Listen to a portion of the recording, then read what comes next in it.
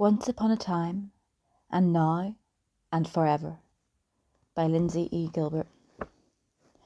I work hard to become her.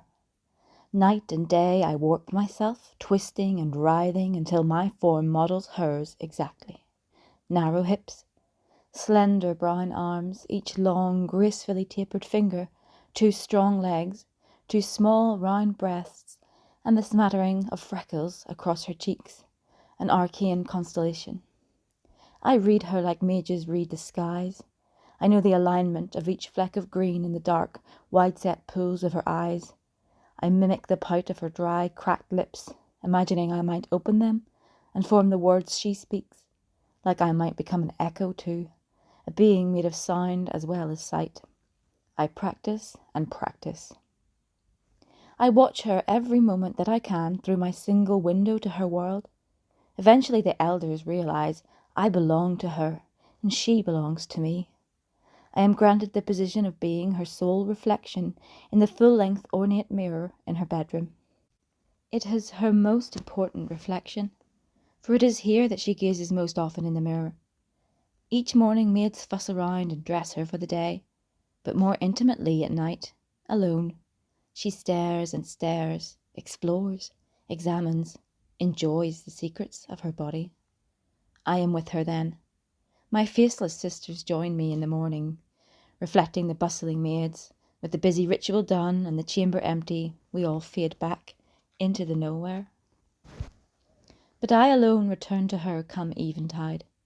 My sisters are sorely jealous. I am hated and ignored by them, but I care little. I am the princess's reflection now, and forced to be no one else. My skill grows. The elders give me the power to slip between mirrors, to appear in the waters and the darkened panes of window glass, going wherever the princess goes, whether she peers into a shining surface or simply passes it by. I am always there. Floating in the nowhere, I perfect the length of the princess's nails. She has taken to wearing them long and pointed. I hold up one hand to appreciate my work, but I overhear a voice. Let her enjoy the last of it. Soon her pretty princess will be dead. We faceless have no true voices. All our words are merely thoughts we deign to share. I swim through our astral home toward the source of the words ringing in my mind. My sisters are gossiping, so formless that they merge momentarily in the places where they touch, 7 void black clouds huddled together. Who says the princess will die? I demand. Their chatter dries up, replaced by soft laughter. I will ask the elders then. They should know how you speak of our sacred duties. I turn as if to go there right away and expose their frivolity. My threat works. You are young and naive yet. Her stepmother plans to poison her. Don't you know this story? The form of the princess slides off me, returning me to my truth. Just another cloud-like mass. But tendrils trail away from me like grey smoke from a doused flame. I cannot accept this fate, cannot allow my princess to be poisoned. My maid will be the one to administer it. My eldest sister quivers with the joy of it. More laughter, gleeful, cruel. I soar away from them. Soon it will be late. Carefully I drift into the mirror's silver expanse, making myself like air, invisible. I'm just a little early. I only need a moment of peace. Time to think about what I can do to help my princess. Time to contemplate everything I want to do. All of it forbidden. The room itself requires no faceless beings to reflect it in the mirror. Only living things, creatures with souls, need us. We take their form and cradle their essence, holding it deep inside, where it is safe from the abyss of the nowhere. I do not know where we come from, what we really are, but I hold on to the fact that we are important, hold it with as much tender care as I do the soul of the princess. She enters the room in a hurry, slamming the door. The core of her sinks into the core of me. Now I may move as she does, in perfect time and perfect motion. I am no longer mere smoke, I am almost matter. I feel the heat of a fire in the grate, tickling her skin. The flames leap in her irises, a reflection in a reflection. Even though she does not look directly into the mirror, I still mimic every detail, every experience. Unease grips her, a tightness in her chest as she takes small, erratic breaths, a dragging sensation like some ghostly hand is trying to pull her heart into her stomach. She massages her temples and takes several deep breaths. The turmoil settles. Finally, she comes to me. "I can do this," she says. I love the husky resonance of her voice. I covet the sound waves she makes, want to capture them and hold them inside me the way I hold her soul. Her soul has a colour, more vibrant than any I have known, a deep, pulsing red. I imagine it is a heart, that I am human, and it is pumping crimson blood through my veins, bringing me to life. He will return soon, and I will tell him everything. She stands taller, holds her head higher. "Father," I'll say, "there will be no prince. I have found my soulmate." She nods decisively, just like that. "I can do this." Her voice trembles and she clears her throat. "Be strong, like mother." She needs to know the truth. I must tell her about the poison, the treacherous maid. I disobey the rules. Her soul burns hot as I reach my hand up to touch the glass. She staggers back, grabbing a wooden bedpost for support. Her soul twists and contorts. Hotter and hotter it grows, scalding me inside as it tries to regain control. I channel every ounce of my willpower to confine it, to withstand the pain and the high-pitched song of its terror as it realizes I am winning. I press my other hand to the glass and project my words into her mind. "I came to warn you. Your stepmother plans to murder you, to—" The door opens and a maid enters. My eldest sister manifests at my side. I stop my rebellion, falling back under the influence of the princess's soul, now roiling like clouds in a stormy sky. The princess steps closer to the mirror, eyes narrowed. She bites into her bottom lip, and the taste of copper floods her tongue. I obey every movement. She draws her fingers down the glass, as if trying to caress me. "Your Highness?" The maid moves toward the princess, and my sister floats closer to me. "Are you all right?" The princess's soul is slippery and eel-like, eager to get away from me. I pray to whatever faceless gods exist. Pray the princess does not tell her maid what she has seen. Regardless, it is done now. I must commit to my plans and play this out. I control my words with utmost precision, ensuring they only go into the princess's mind. "Say nothing of me, and I will protect you." She frowns. Her hand drops to her side, and she steps back from the mirror. "Just a taxing day," she tells the maid. "I will bring you a soothing tea." The telltale tremor weakens her voice.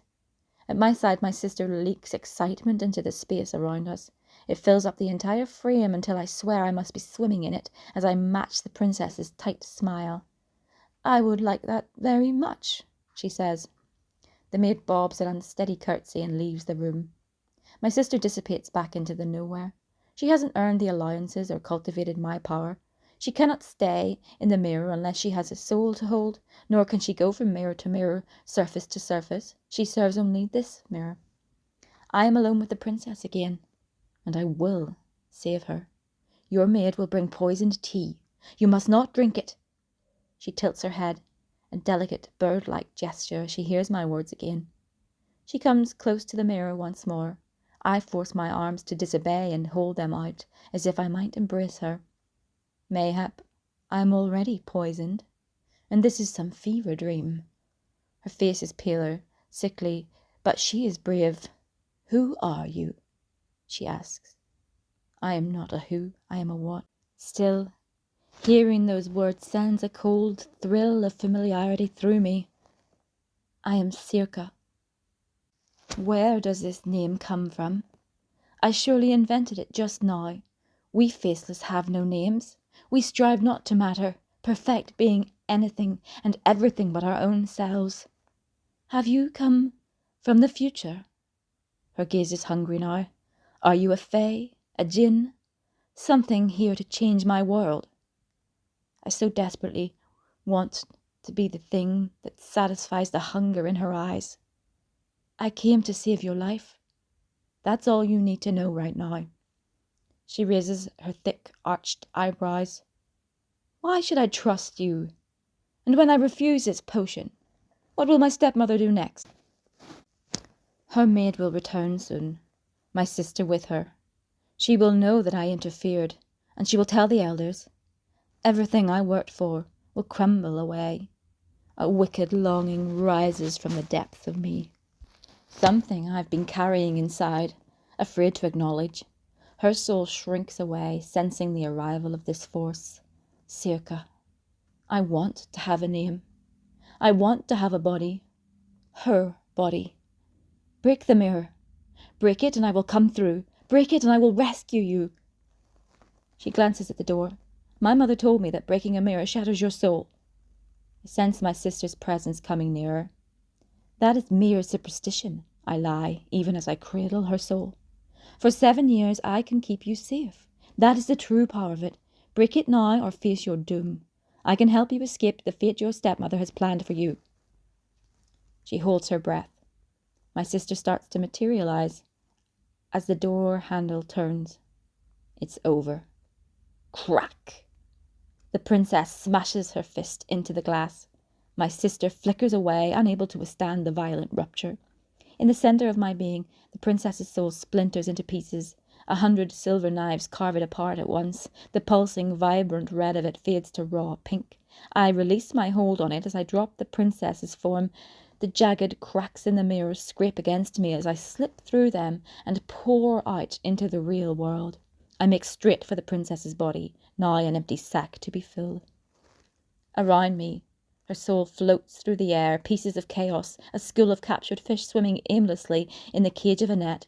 They dart at her body, my body, trying to get back in. I repel them with strength and desire and conviction. I said I would keep her safe, and I will, in my own way. The maid enters the room. I am on the floor at the base of the broken mirror, skirts pulled around me. My hand is cut and bleeding. Your Highness, the maid cries. She does not drop her wicked cup of poison, does not run to me. Each broken fragment in the mirror frame holds one of my sisters. All of them are needed now. They reflect the maid over and over. I imagine their confusion, but they must obey the soul they are sharing. Perhaps the way they have been merging in the nowhere has prepared them for this moment. Now let them see what I can do. I get to my feet, ignoring every attempt of the princess's soul to enter and dethrone me. Soon it will grow tired. Soon it will understand it needs every drip of energy for the battle coming next. 7 years. The exact amount of time it takes for a soul to regenerate. The maid approaches with the tea held out before her, hands shaking. Her eyes widen as I pass her by and slam the bolt across the door, closing us in together. I feel a lot better. It is glorious to hear my words in the air, born from the power of my lungs and the instrument of my throat, a real voice. But you are unsettled now, my dear. You should drink the tea instead. Before she can pretend to spill it, I come close to her, close enough to see little beads of sweat on her forehead. I grip the cup in one hand and force it to her lips, grasping her by the elaborate knots in her hair. She scrapes me with her fingernails and seals her lips together. I drag her to the bed and push her down. Tea sloshes hot over my hand, and I grip the cup tighter as I straddle her, pinching her nose closed. She convulses beneath me like a body possessed, and I squeeze my thighs, riding out every jolt and spasm, until finally she opens her mouth, gasping. I pour the tea in, then jam her mouth shut, one hand covering her lips, the other holding her jaw. She chokes and gulps. Tears leak from the edges of her bloodshot blue eyes. I slide off her, and she coughs. Bright red blood trickles from her mouth and runs down the side of her face. She mewls, pathetic and weak, before going still, eyes staring upward. I look back at the broken mirror, knowing my faceless sisters will be gone now. A corpse is like any soulless object. But when I see her questing soul, I remember what I am. Her soul floats above her body, a pale blue hue. Then it streams toward the window. But the window is closed, and the mirror shards already have the soul in their hold. A doorway opens inside me, long closed, tightly locked away, But I walk through it now, and I remember, and it hurts. Circa! My little sisters scream. I am slipping away under my drunken brother's bloodied fists. My mother crawls across the hard dirt floor of our cottage. What have you done, Dara? What have you done? I'm sorry. My last words. Voice of frail thing, soft and high. I rise out of my small, hungry peasant body, not sad to go, secretly desperate, terribly guilty. The pride and joy of the family. A rugged little mirror from my mother's dowry hangs above the fireplace, something my father and brother have not yet sold away for whiskey. It calls to me, a gentle, questioning hum at first, the promise of belonging. I look at the single dirty window high up, near the thatched roof. I need to get to the sky. I need to fly up to heaven, but I can't. Open the door! Cover the damnable mirror! My mother's cries are frantic, but come too late. The mirror's call is overpowering, and even as it draws me in, I start to forget. I never had a name, never had a voice, never had a face. Except I did. Now I run to the bedroom window and try to shove it open. Not even a poisoner deserves to become what I have become. The frame is stiff. By the time the cold night air flutters through the curtains, the maid's soul is gone, no longer even in the mirror. It is somewhere in the nowhere, forgetting who it is, learning its new purpose. The princess's soul remains with me, tremulously attached to this body, not dead and not alive. The shreds of her still pummel into me. I can no longer see them except in the mirror shards. I realize with a start that I no longer have a reflection. A strong breeze rushes through the room, drying the sweat on my skin. I look out the window, up at the blue-black sky and the swollen white moon. I could leave this body. I could rise toward heaven. I could be free. But I'm too afraid, too desperate for life. I wrap my stolen arms around my stolen body and turn away from the window. The queen denies her part in the poisoning attempt, but she does not dare question the death of the maid. Imagine serving always, never being at the centre of anything, she says, waving one hand airily, the other playing with her toffee-coloured curls. She must have broken inside. I force myself to meet her cinnamon-brown eyes. How close she is to the truth. I insisted my shattered mirror be removed and not replaced. I tread through the palace with great care, avoiding all reflective surfaces. If my lack of reflection is discovered, they may burn me alive as a changeling or witch. I promised the princess I would keep her safe. A rasping whisper makes me glance behind. There are no mirrors or fountains in the throne room. I cannot check what the princess's soul is doing. She can't have figured out the mind words. Not yet. The queen reaches over and takes the king's hand. They sit side by side on twin thrones. Stepmother, step-queen, whatever she is, she has the king's ear. Daughter, he beckons, and I go to him. He stands and draws me into a strong, warm embrace that smells of melted sugar and figs. Tears prick my eyes, and I blink them away, along with the flashes of my own father's violence. I never felt this once, the safe circle that a father's arms should be. Mine. I stiffen, pulling away. He kisses my forehead all the same, and then sits again. Eve thinks it is long past time we considered all the suitors vying for your hand. I fight not to look behind me for the voice again. I cannot allow her to disturb me like this. I cannot. I manage to nod. Mayhap getting out of this palace is the right thing. The alternative is waiting while the queen makes further plans for my demise. My demise. She does not manage the full word, but goosebumps erupt along my skin. I feel breath on the back of my neck, close and hot and humid. This is mere fancy, impossible, a trick of my fear. My young cousin Finn is most interested, the queen says. I will invite him to stay with us in the coming month. Most interested in my murder, no doubt. I smile demurely and curtsy. My father dismisses me, winking as I turn to leave his presence. The princess does not speak again, but I swear I can read her thoughts. He is not your father, he is my father. Everything belongs to me. I dismiss my maids and head out alone to the gardens, straight past the row of flowers, blooming autumn colours, fast along the well-kept pathways that run through the perfect stretches of lawn. I reach my destination out of breath, an ancient fountain on the border between the vast forest and the palace grounds. A marble statue of a forgotten harvest goddess creates the centrepiece. She cradles a skull in one arm and a bushel of wheat in the other. All around her, hands reach up from the underworld, supplicants grasping her skirts. The water is unmoving, for the fountain broke long ago. I step closer and stare down into its stillness. I am not reflected, but just behind the place where I should be is the soul of the princess, a horrific, broken thing. It has tried to take on her likeness, but the fleshy pink colour keeps seeping through like watery blood. It looks like a patchwork doll made of human pieces, stitched together by a child. Each part does not match up. The face keeps sliding off. "There you are!" I scream as a young woman steps out of the woods. She rushes to my side, and before I can speak, she takes my face in her strong, rough hands and presses her lips to mine. The shock subsides when I close my eyes. My first kiss. She tastes of winter berries. Her tongue is soft and cool against mine. When she draws back, I long for more. But I do not even know her name. There are pieces of the princess's life that are secret, even from her own reflection. I have found my soulmate. I recall how she talked to herself. This is what she wanted to tell her father.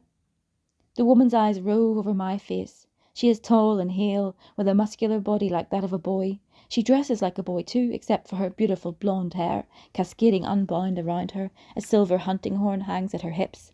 She works for the palace. So much for the queen's cousin, for all those nameless suitors. Which of them could ever compete with this striking huntress? I thought about everything you said, Clodagh. I waited every day for you to come. I heard about the poison. Clodagh, the princess has a name. Of course she has a name. I saved myself. I almost blunder the words, my tongue heavy with the lie. Yes, you did. She smiles, a wry twist of her berry-stained lips. And it's time to save yourself again. Come with me. Save yourself now and every day after. I glance at the water. The princess is reaching out toward the huntress, her face featureless, a melting brown expanse, but her twisted hands hold enough emotion for me to read longing, desperation. Thief! Her voice is clear and thunders through me. I look to the huntress. She is staring into the water, her mouth agape. What?